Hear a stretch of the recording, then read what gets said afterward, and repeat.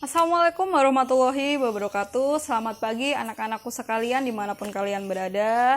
Ingat, stay at home, di rumah saja. Kita sedang menghadapi virus corona. Jadi semoga kalian di sana baik-baik saja. Selalu jaga kesehatan, jaga asupan makanan, dan jangan lupa selalu untuk berolahraga. Nah, pada pertemuan kali ini saya ingin membahas mengenai senyawa hidrokarbon. Senyawa hidrokarbon ini sebenarnya ada di sekitar kita, ada di lingkungan kita. Contohnya, ini saya bawa hand sanitizer. Hand sanitizer ini sekarang sedang hit, semua orang pasti mencari hand sanitizer. Nah, di dalam hand sanitizer ini ada yang namanya alkohol. Alkohol merupakan salah satu contoh dari senyawa hidrokarbon. Ada juga gliserin. Gliserin juga sama. Gliserin itu adalah contoh dari senyawa hidrokarbon. Nah, untuk mengetahui penjelasan apa itu senyawa hidrokarbon dan bagaimana struktur senyawa hidrokarbon, kita lihat cuplikan berikut ini. Sebelum kita membahas mengenai senyawa hidrokarbon, kita bahas dulu apa itu senyawa karbon. Senyawa karbon merupakan senyawa yang terdiri dari atom karbon dan keberadaannya di alam paling banyak. Beberapa jenis senyawa karbon yang bisa kita temui di sekitar kita yaitu cuka, urea, dan karbon dioksida.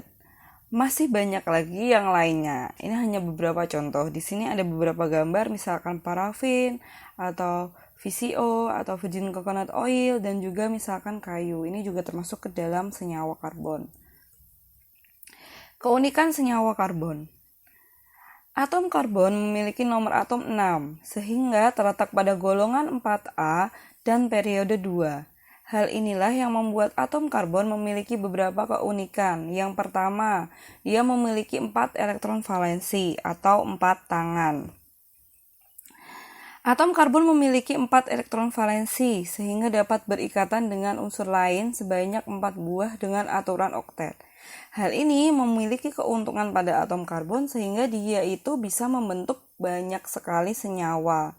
Nih, ini yang dimaksud sebagai 4 tangan. Jadi saya anggap ini ikatannya itu seperti tangan. Jadi tangannya ada 4. Kemudian memiliki jari-jari atom yang relatif kecil.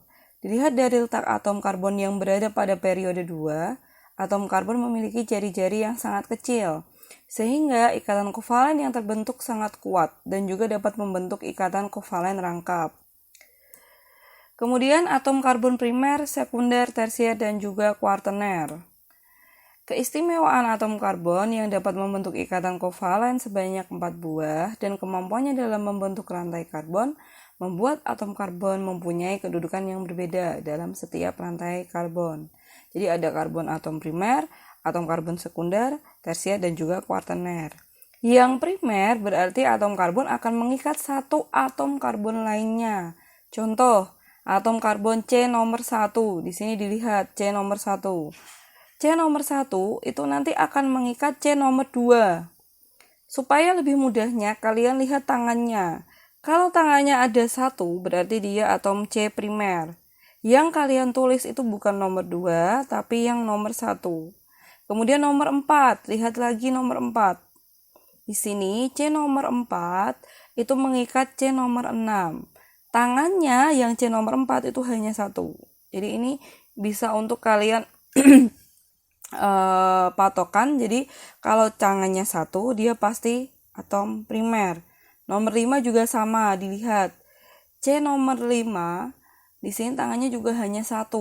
Dia mengikat C nomor 6 sehingga dia dikatakan sebagai atom primer. C nomor 8 dan C nomor 10 juga sama. Kemudian yang sekunder atau atom karbon yang mengikat 2 atom karbon lainnya. Contoh C nomor 2. Di sini C nomor 2 itu mengikat C nomor 1 dan juga C nomor 3. Tangannya itu ada 2 yang dipakai ini, sebelah kiri dan juga sebelah kanan. Kemudian C nomor 3. C nomor 3 juga sekunder karena dia mengikat C nomor 2 dan juga C nomor 6. Kemudian C nomor 7. Ini juga C sekunder karena dia mengikat C nomor 6 dan juga C nomor 9. Dilihat tangannya ada 2 yang dipakai. Kemudian untuk tersier, atom karbon yang mengikat 3 atom karbon lainnya. Contoh, atom C nomor 9. Di sini Atom C nomor 9 itu mengikat C nomor 7, C nomor 8, dan juga C nomor 10. Tangan yang dipakai ada 1, 2, dan 3.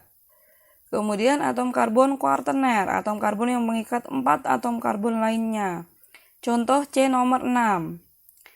C nomor 6 itu mengikat C nomor 4, C nomor 3, C nomor 5, dan juga C nomor 7. Sehingga tangannya dipakai ada 4. 1, 2, 3, dan 4. Kemudian kita masuk ke senyawa hidrokarbon. Senyawa hidrokarbon itu merupakan senyawa karbon yang paling sederhana karena hanya terdiri dari unsur C, karbon, dan juga unsur H atau hidrogen. Nah, contoh yang bisa kita lihat dalam kehidupan sehari-hari misalkan teflon atau bensin. Itu termasuk contoh senyawa hidrokarbon. Penggolongan senyawa hidrokarbon. Penggolongan hidrokarbon didasarkan ada 2 hal. Yang pertama, berdasarkan bentuk rantai karbonnya. Yang kedua, berdasarkan ikatan antar atom C-nya. Yang pertama, berdasarkan bentuk rantai karbonnya dibagi menjadi 2. Yang pertama yaitu alifatik atau rantai karbon terbuka.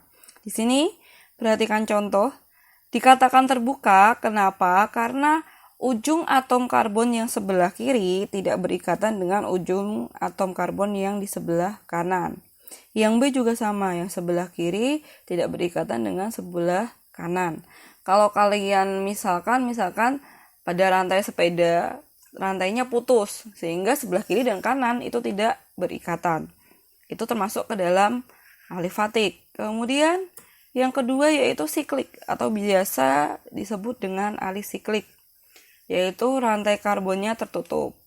Pada rantai siklik bisa kita lihat contohnya, itu dia seperti membentuk siklus. Jadi semuanya berikatan. Bentuknya tidak harus selamanya bulat atau bundar. Jadi bisa kotak, bisa segitiga, bisa apa saja nanti tergantung dari jumlah atom karbonnya. Di sini contohnya ada yang kotak, di sini juga ada yang melingkar seperti ini. Siklik itu bisa saja nanti rantainya ada yang rangkap 2 dan juga ada yang rangkap 3. Kemudian berdasarkan ikatan antar atom C-nya dibagi menjadi 2. Yang pertama jenuh.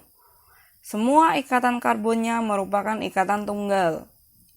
Ini dikatakan ikatan tunggal karena hanya terdiri dari satu rantai saja. Nah, ini ikatannya tunggal, 1, 1, 1. Karena tunggal semua, dia akan menjadi ikatan jenuh. Termasuk senyawa karbon yang ada di gambar ini juga termasuk ke dalam alifatik. Jadi bisa langsung disebut ini adalah ikatan alifatik jenuh karena terbuka dan juga hanya ada satu ikatan tunggal. Kemudian tak jenuh jika ikatan karbonnya mengandung ikatan rangkap 2 maupun rangkap 3. Contoh yang A. Pada contoh yang A di sini ada ikatan rangkap 3. Terus di sini ada ikatan tunggal. Berarti dia bervariasi sehingga dia dikatakan tidak jenuh. Yang B juga sama, di sini ada ikatan tunggal, terus kemudian ada rangkap 3. Jadi tunggal, rangkap 3, tunggal, dan seterusnya. Sehingga ini masuk ke dalam ikatan tak jenuh.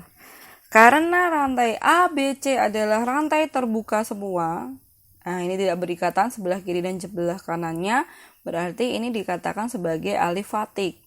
Sehingga bisa disebutkan senyawa A, B, dan C itu adalah senyawa alifatik tak jenuh. Sekian, terima kasih. Nah, bagaimana? Semoga penjelasan tadi bermanfaat untuk kalian semua. Sekarang ada beberapa latihan soal yang harus kalian kerjakan di bawah ini. Sekian, wassalamualaikum warahmatullahi wabarakatuh.